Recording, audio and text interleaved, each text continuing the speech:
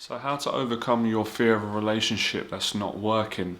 Could even be a very toxic relationship. So I was just having a conversation with a good friend of mine over WhatsApp. We were sending voice messages and we've both been through a similar thing. We were talking about we were dating someone that we liked, but it wasn't working and we had to terminate the relationship.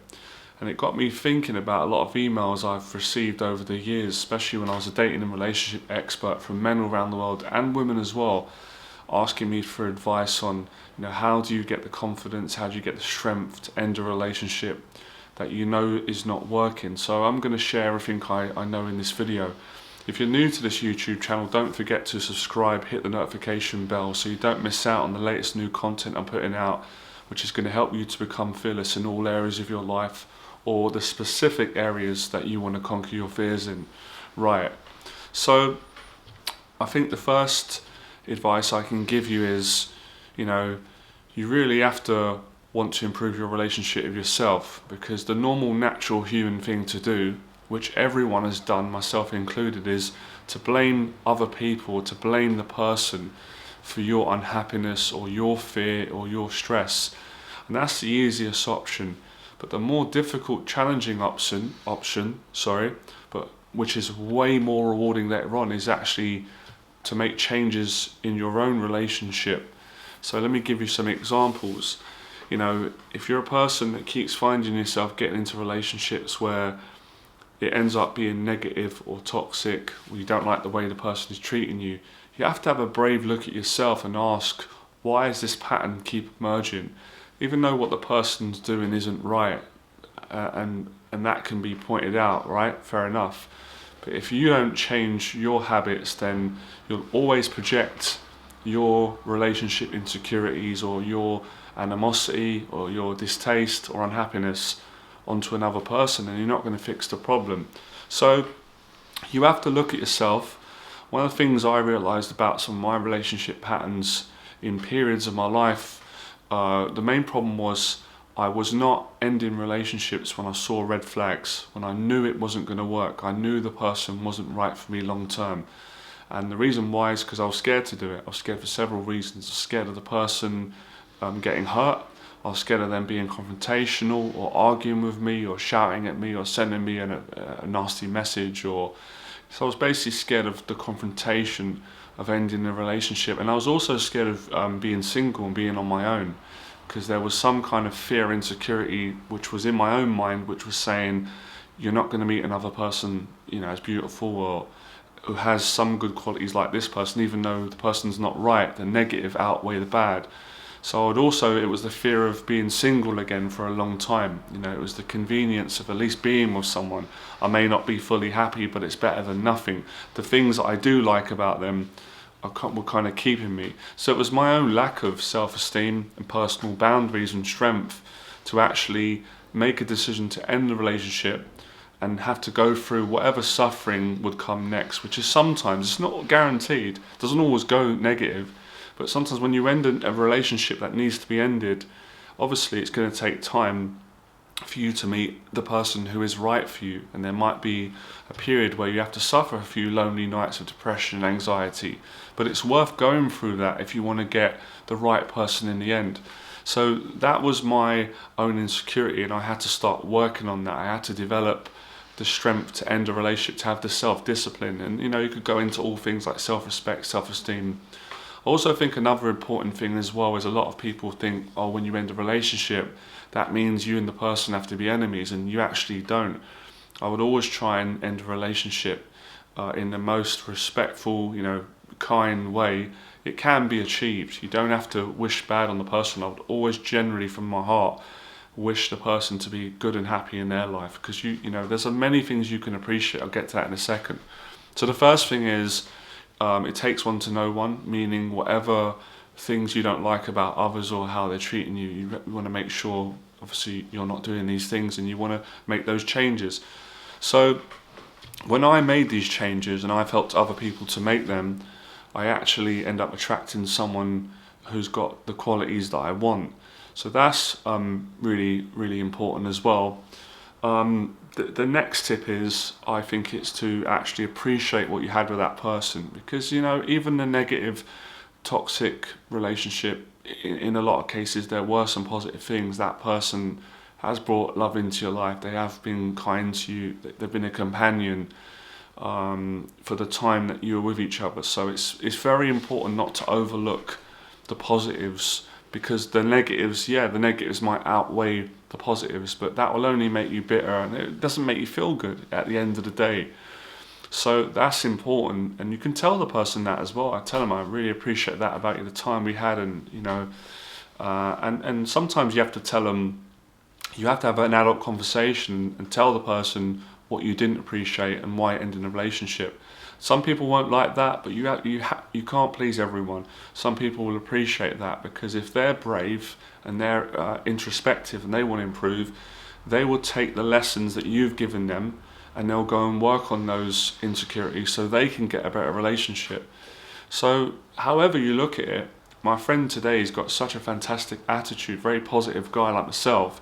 If you take the positives, even from a negative relationship, you can create a better relationship next time, and you can become a better person. Then you're going to treat other people really good, which is, I think, is important. The next tip is, I think it's actually about valuing yourself and having your own standards, and I'll give you an example. Money can come into relationships sometimes. Let me explain. Now, the way I was brought up with my values by my mum and dad, it's perfectly normal and a nice thing to do. If I invite a woman out and I ask her to come out, I don't mind paying for the first date, because I think that's being a gentleman. But it doesn't sit right with me, and my mum would agree with me as well, my dad.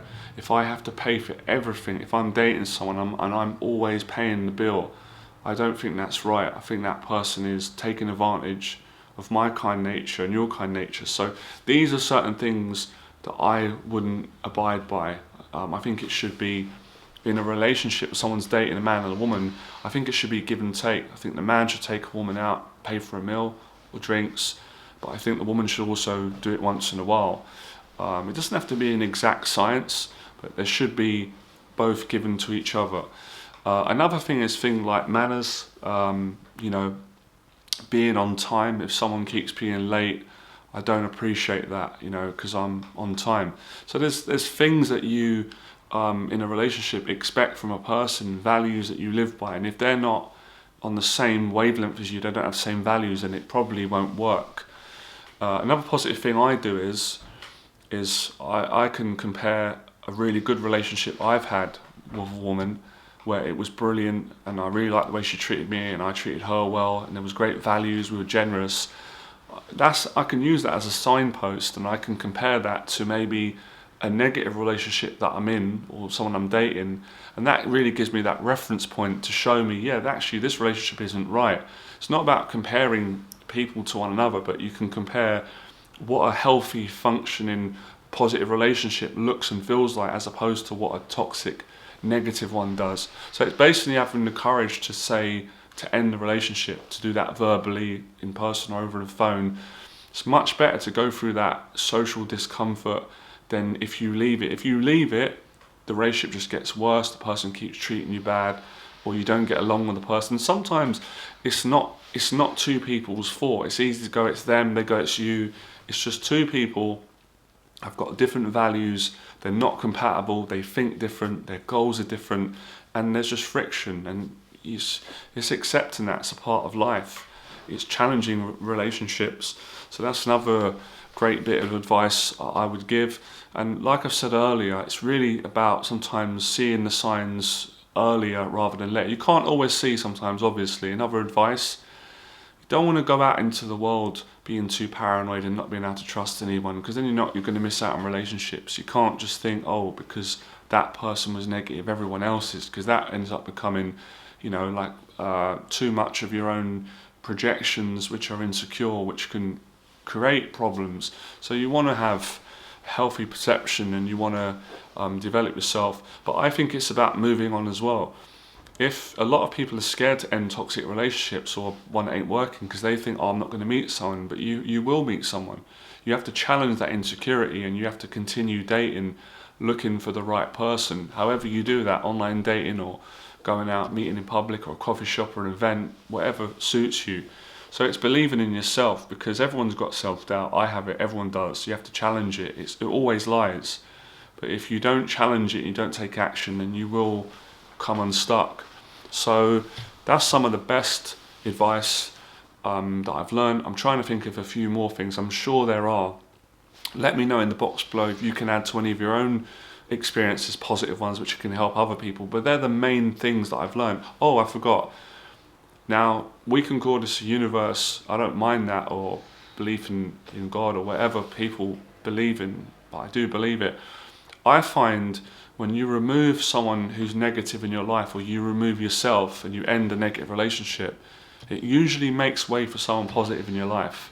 Now, like I said, there are things in this world that we don't understand. Some things I feel I do, but I don't understand them fully. You could say serendipity, some people say the law of attraction, science, but I just feel that, yeah, by keeping someone negative in your life and dating them, you're blocking the positive things. Because as we all know, it's obvious, staying in a relationship with someone that's negative and they don't respect you, or it ain't working, you keep arguing, it can ruin your life, it can ruin your mental health, it can ruin every aspect of your creative life, your social life, your business, even your relationship with your own family and yourself. So it's better to get out there ASAP, and I'd rather be on my own and happy than be with someone just for the sake of not wanting to be on my own and have some affection, but then you're not happy. So that old saying, the relationship starts with yourself, the most important one. But yeah, it's important to treat other people the way you want to be treated. Every relationship, I try my best to treat someone the way that I would expect to be treated. I'd be kind, considerate, and be willing to compromise. So I'll be doing a lot more videos on this channel on relationships and stuff like that, even though my other YouTube channel is for dating and relationships. I wanted to keep it on this channel because this is specifically about getting over the fear. So you've got to face that emotion like in every other situation, and it gets easier. You get more confident and relaxed, dealing, if you have to deal with confrontation. It don't always come to that, but it could. I'll leave it there. I feel that's enough. I'll see you next video. Become fearless. I hope you enjoyed this. I hope these tips help you to conquer your fear of ending a relationship which is not working, so you can meet your ideal person. All right, bye.